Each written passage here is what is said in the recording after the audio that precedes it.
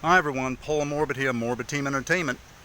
Here in what's left of 2020, we as experimental, low-budget and no-budget filmmakers have enjoyed and will continue to enjoy within the new year of 2021 all the wonderful celluloid film being manufactured of 8mm and 16mm.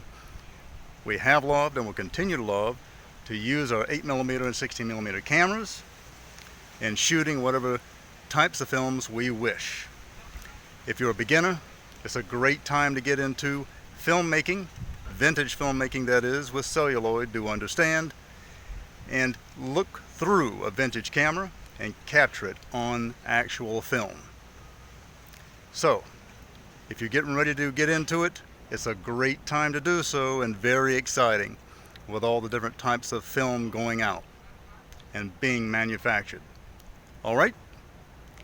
Paul Morbid of Morbid Team Entertainment. Do subscribe to our YouTube channel, like and share our videos, join our barter, buy and sell Morbid Team Entertainment group, and put a like on the Morbid Team Entertainment page. Thanks a lot, and bye-bye.